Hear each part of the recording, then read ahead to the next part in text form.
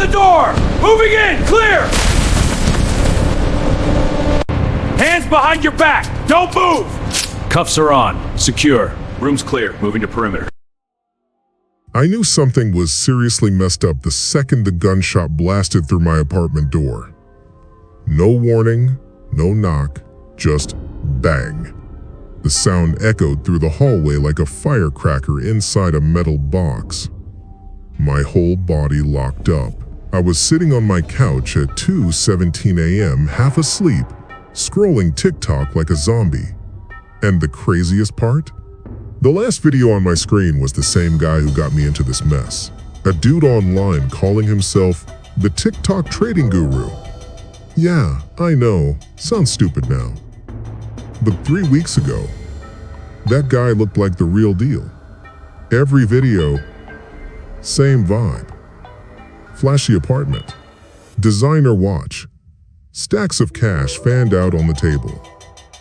He'd look straight into the camera and say stuff like, "Yo, listen up. If you still broke in 2026, that's a choice. Money moves different now." And the comments? Insane.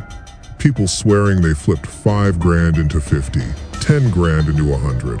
I was drowning in bills. Rent in Chicago was wrecking me. Credit cards maxed.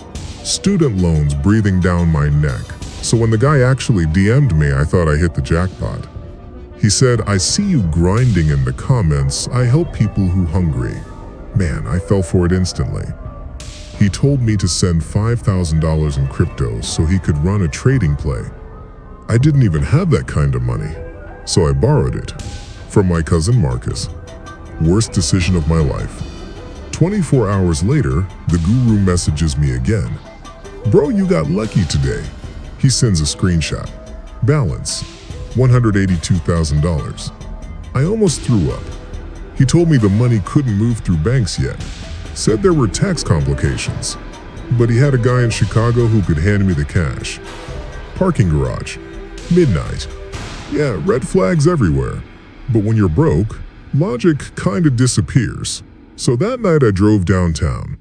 Cold wind whipping through the garage. Fluorescent lights buzzing overhead. A beat-up black sedan rolled in slow. Driver wearing a hoodie.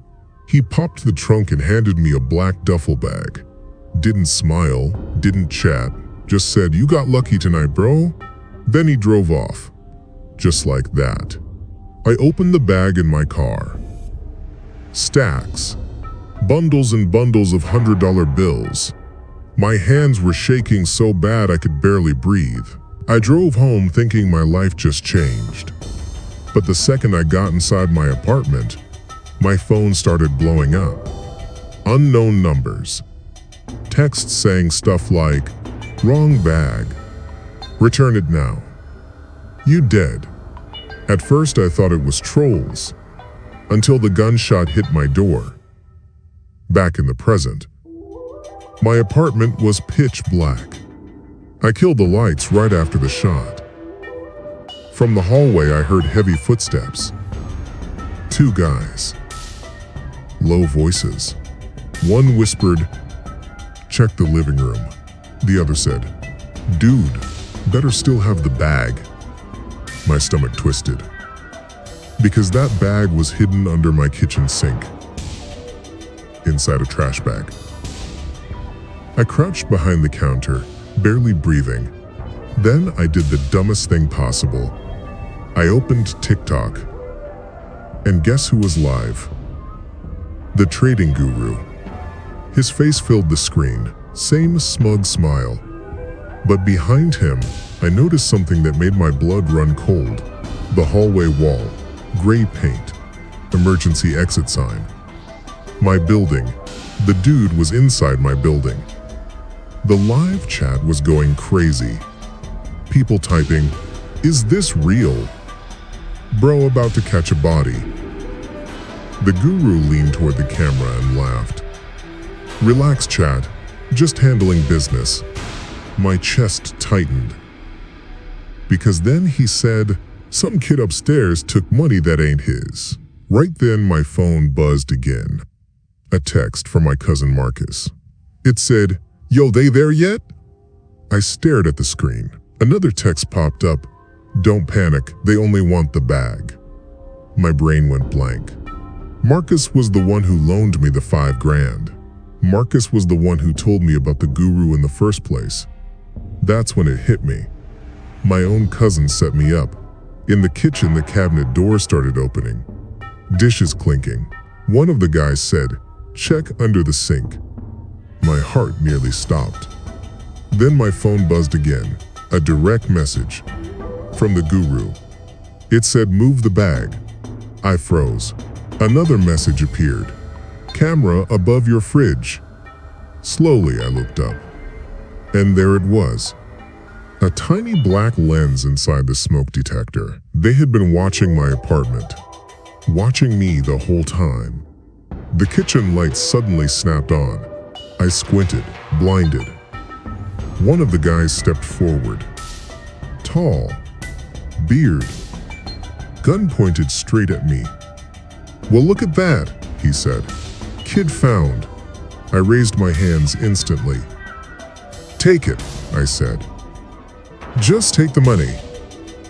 He kicked open the cabinet, pulled out the duffel bag, unzipped it. Stacks of hundreds spilled across the floor. But instead of getting excited, the guy started laughing. Like really laughing. He looked at his partner and said, "Bro, this kid don't even know." My voice cracked. "Know what?" He held up one of the bills. "Fake." My stomach dropped. "What?" "Counterfeit," he said. "All of it." The second guy checked his phone, then shrugged. "Boss says leave him." "Leave him?" the first guy asked. "Yeah, kid already did the job." And just like that, they walked out. Doors slamming behind them. Apartment silent again. I sat there shaking, trying to understand what just happened. Then, my phone buzzed one last time. Another message from the guru. It said, "Relax. Police will be there soon." My blood turned cold. Another message appeared. 182K in counterfeit bills traced to your address. Then the final text. "Thanks for laundering the trail." Outside my window, red and blue lights flashed. Police sirens stopped in front of my building. And that's when the truth hit me. The guru never cared about my $5,000. He needed something way more valuable. My name, my apartment, my identity. Because every single fake bill in that duffel bag was now connected to me. And the scariest part? Right before the cops kicked in my door, the guru posted one more TikTok, smiling at the camera, saying, "Another student just made 6 figures tonight."